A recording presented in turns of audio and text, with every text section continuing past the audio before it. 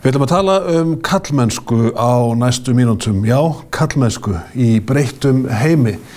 Það svo að kallmenn, þeir taka frekar líf sitt en konur. Þeir sækja síður í menntun en konur. Þeir bæta síður við sig menntun heldur en konur. Og sumir segja að konur sé að taka fram úr kollum í atvinnulífinu svo eftir sé tekið. Í Endurmenntunarstofnun Háskóla Íslands verður tekin karlmennskan fyrir á næstu vikum og mánuðum hjá þeim Sigurjóni Þórðarsyni stjórnunarfræðingi og Einari Þór Jónssyni lýðheilsufræðingi sem sestirnir hjá mér og þetta umhugsunarvert. Eru karlmenn í krísu? Samfélagsgerðin að breytast það mikið að karlmenn hafa orðið eftir? Sigurjón? Já, ég bara segi hygglust já. Sko, við sjáum þetta bara á mörgu leyti og auðvitað fyrir þetta í hvað við mælum. En í samanburði við konur sem er kannski ekkert endilega það sem við ættum að gera, en þá situm við eftir. Og þær hafa verið klókari, eins og nefndi með menntunna, og ekki bara svo til menntun, heldur nýttana til þess að auka vexinn og velferð og við höfum notið góðs af því. Af því að auðvitað og þar sleppir samanburðinum. Þetta ekki samkeppni, þetta samvinna, en við kallar þurfum bara að líta í eigin barm og gera betur. Og það til og með sláandi hvað menntun varðar hjá Endurmenntunarstofnun Háskóla Íslands, þar sem námskeiðið í karlmennsku fer fram á næstu vikum og mánuðum. Það eru 75% konur, 25% kallar og konur frekar að bæta við sig menntun meðan að kallar er að fræðast meira eigin menntun í þessari Endurmenntunarstofnun og auðvitað stóra spurningin þessi, af hverju hafa kallar setið eftir? Hafa þeir svolítið gleymt sér í samfélaginu? Hafa þeir gert ráð fyrir því að þeir geta alltaf verið eins frá einu tíma til annars? Já, það spurning. Því samfélagið að þróast mjög hratt. Það að þróast mjög hratt og sko, það verið að tala stökkbreytingu í umhverfismálum og lífríki jarðar og slíkt. Við getum alveg talað stökkbreytingu í mannlífinu og samskiptum fólks og viðhorfum til svona þáttar sem við höfum bara alveg upp í aldir að þeir ætti að vera eins og þeir eru og konur og kallar í dag að ganga í gegnum þvílíkar breytingar og breytingaskeið og eins og þú ert búin að nefna að konur kannski að taka fram úr ýmsum sviðum og það er kannski bara allt í góðu. Nú eru bara konur við erum bara að lifa breytingar en það sem að kallar þurfa alltaf svona að hafa í huga að það að taka alltaf svona lestina með og vera alltaf með í umræðinni og taka samtali þessa breytingar. Og kannski og vonandi eru ungu mennirnir svona meðvitaðri en við hér til dæmis þrír sem sitjum hér hvítu miðaldra kallar. Já, svona við erum komnir af þessu allra léttasta skeiði. Við skulum viðurkenna það. Já, við getum viðurkenna það. Þetta er mjög spennandi og það sem að námskeiðið sem við Sigurjón erum að hanna núna ætlum að vera með þarna í endurmenntun, það er nákvæmlega þetta. Hvað getur kallinn gert í dag til að vera með, láta sig líða betur í þessu nútíma samfélagi? Það streitu einkenni meðal kalla og það eru vísbendingar og rannsóknir það að köllum líður ekkert of vel og kallar hafi ekki alveg verið að átta sig á þessum miklu breytingur sem átt sér stað og það er svona misskilningur á milli og það er svona ákveðin svona hvað maður að segja eins og svona smá reyfildi á milli kynjana, kalla á kanna, það bara að segja það eins og og við þurfum að gera þetta bara saman, kallar og konur. Akkurat, en Sigurjón, sko við þessi miðaldra hvítu kallar eru komnir úr samfélagi sem var svolítið einsleitt. Þar fór kallinn til vinnu, skildi konu sína eftir heima við húsverkin, hann var fyrirvinnan, hann var stolt heimilisins ef svo má segja, sást ekki yfir allan daginn, konan sá uppeldi barnanna og gaf þeim að borða. Þetta gjörbreytt samfélagi í dag, gjörbreytt og miklu fjölbreyttara og það stóra breytingin náttúrulega bara þessi fjölbreytileiki á öllum sviðum. Sko, áttar kallinn sig ekki á því að samfélagi hefur breyst svo mikið. Ég hefur tekið stundum dæmi að sko kallar eru hvattvísari, konur eru samviskusamari. Kallinn á það til að segjast alltaf koma og laga pípulögnina í húsinu seinnipartina en kemur svo 2 dögum seinna. Eitthvað sem konan myndi aldrei gera.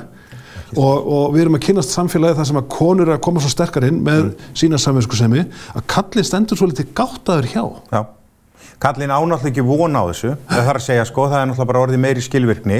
Svo annað sem að kannski hefur líka, og kannski ekki, athyglin ekki alveg beinst nægilega mikið að, að sko virk vinnuævi lengist.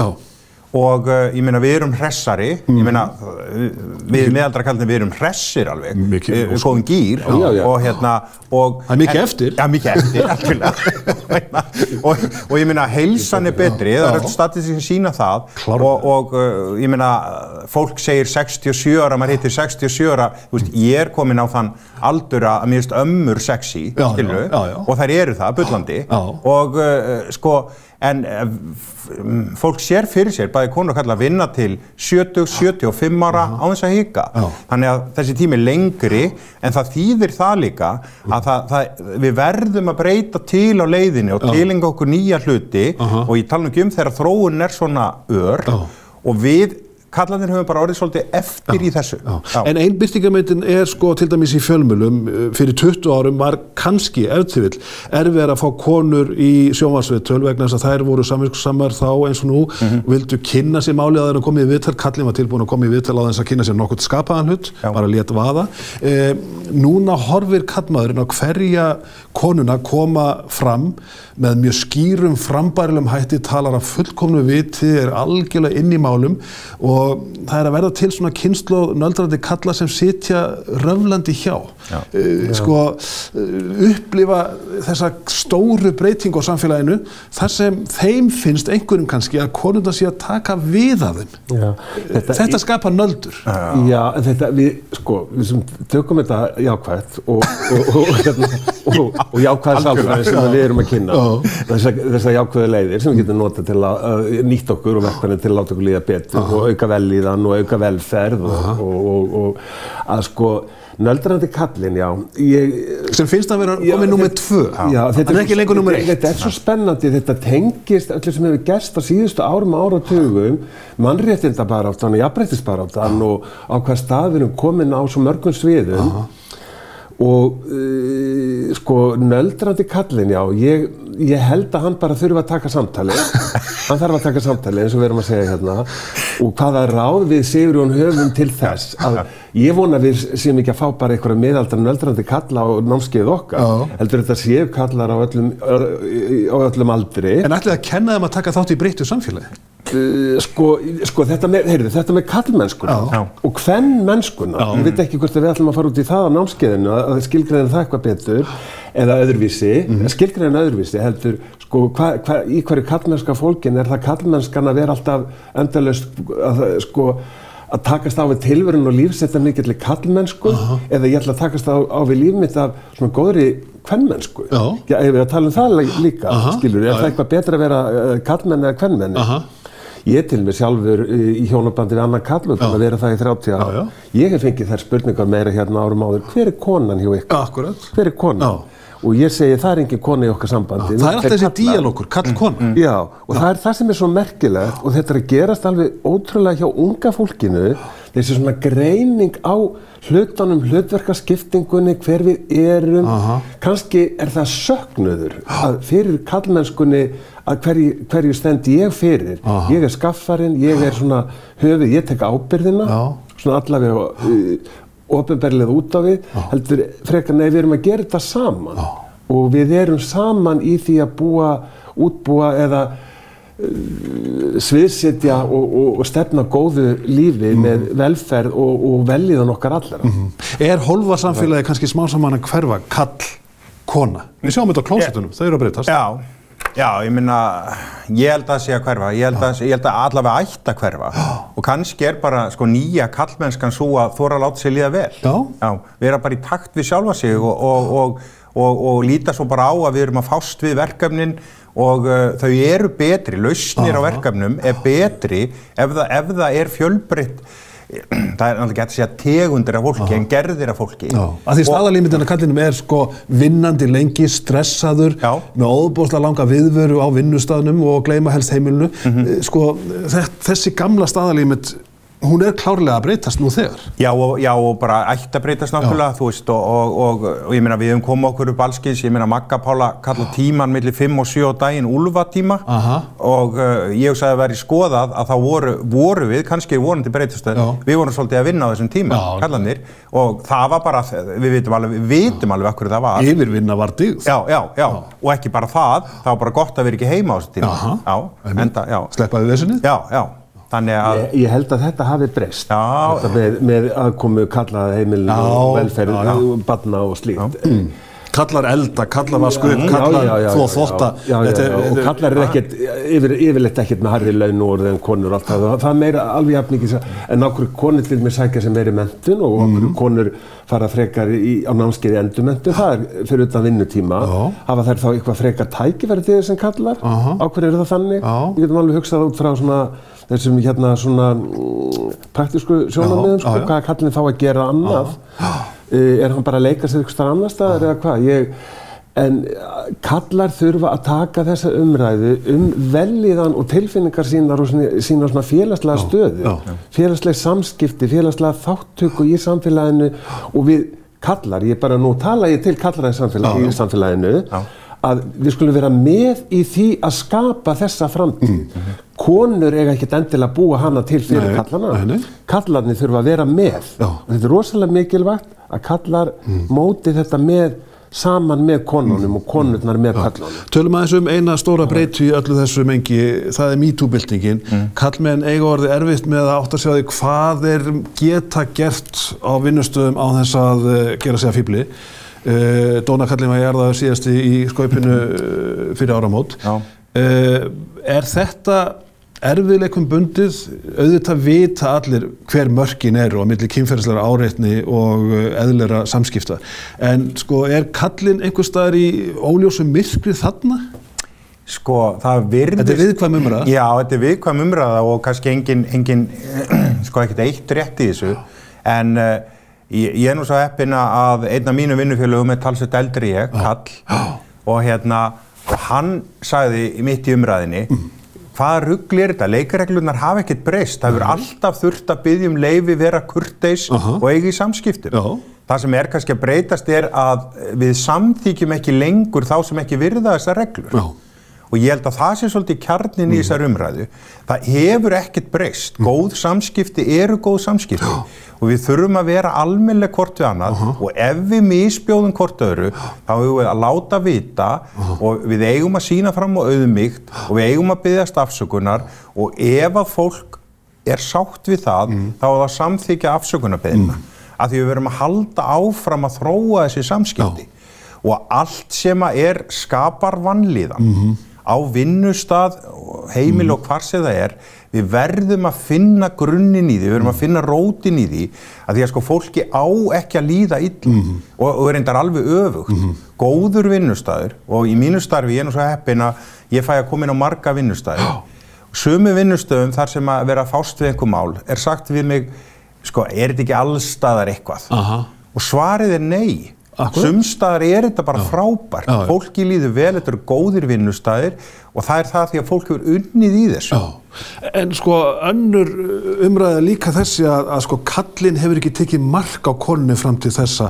Hann talar niður til verka kvenna, hann hampar konum ekki til jafns við kalla og ef hugmyndin kemur frá kalli þá skal hún vera betri heldur en hugmynd konunnar. Þetta partur af þessari MeToo umræðu. Að konum sé svona andlega hafnað á vinnustöðum af kalla ofríki. Við stöndum okkur ekki þarna nógu vel. Nei, en það ekki allir kallar sem beita ofbeldi eða nauðga eða með valdbeitingu alla daga, það alls ekki þannig. En þær konur sem hafa staðið upp, það eru kannski frekar menntaðar, sterkar konur. Við getum alveg talað innflytjendur og fátækafólkið og verkafólkið í þessu samhengi sem óplægður akkur og við þurfum öll að líta í eigin barm hvernig við komum fram við náungan og það svona kannski eitthvað sem við getum ekki náum ekki að utanum hér og nú en þessi mannlega góða hegðun að vera góður, að sýna góðsemi og koma manneskjulega fram við alla manneskjur og virðing, það eitthvað sem að við þurfum öll að temja okkur og ég ætla að leyfa mér að segja það að mér finnst konar ekkert endilega betri þar frekar en kallar. Nú erum við bara að tala okkur. Það eru dónastelpur til líka. Já, ég hef sjálfur, ég á mjög mikið af góðum vinkonum og sterkum duglegum konum og ég hef unnið á mörgum kvennavinnustöðum og allt það nám sem ég hef sótt mér, það hefur yfirleitt verið langmest konur í miklu meiri hluta. Að konur auðvitað hafa alveg þennan þátt eins og kallarnir að koma sér áfram að sýna valdsitt ef að það þarf. Þannig að þessi umræða má ekki vera of einsleit í því að konur kunni ekki það eins og kallarnir. En við þurfum kannski að koma bara, temja okkur eins og Sigurjón sagði, að koma vel fram í hvort annað. Sigurjón, að lokum fyrirmyndinar. Hver á kallfyrirmyndin að vera fyrir syni mína og sonar síni og dóttur síni? Vantar strákana okkar kallfyrirmyndir, góðar kallfyrirmyndir? Af því þetta ekkert endilega þessi sívinnandi, streitukenndi kall sem svíkur það að koma daginn eftir í verkið sem hann á að sinna? Já, ég held að vanti sjálf sér ekki fyrirmyndir. Og við veitum að fjölskyldumynstrið að breytast og vera karlmanns, fjölskylda sé sett saman að karl og konu. Það er ekkert endilega þannig og kemur í ljós að það bara virkar flott. Hins vegar eru fyrirmyndir allt í lífinu og kannski þurfum við að draga þar fram og við verðum kannski að benda á hvað að vera góður kall. Ég meina við meðaldarkallin, við eigum til dæmis núna þessa típu frekikallin. Það eigum við núna og það ekki svona, ég myndi ekki segja að það ekki heiður að eiga þessa típu. Þannig að við þurfum svolítið að draga þetta fram, benda á þetta, við þurfum að æfa okkur í þessu líka. Og auðvitað þurfum við kallarnir og það svona það sem að raka okkur einar á staði í þessu, að við þurfum að byrja sjálfur. Við þurfum að, jákvæða sálfræðin segir, sýndu sjálfu þér mildi. Vertu góður við sjálfa þig, hlúðu að sjálfu þig. Þar þurfum við að byrja og svo þurfum við að sættast við okkur. Og karlmennska, þú veist, það ekki stráka bara okkur líði vel og við séum í sátt og við séum góði menn og við gefum okkur og fólkið okkar, börnin, barnabörnin og þeir sem vonandi myndi einhver vilja velja okkur sem fyrirmyndir. Við komum einhvers staðar að gagnrýni. Góð lokaorð, minni á námskeiðið hjá Endurmenntunarstofnun Háskóla Íslands í karlmennsku í breyttum heimi. Það er að fara inn á VF Endurmenntunarstofnun sem hver? Endurmenntun.is. Endilega skoðið það og reynið að breyta ykkur sem kallar í breyttum heimi. En förum að skipta þér yfir aðra sálma. Þetta var eitthvað kallmennsku.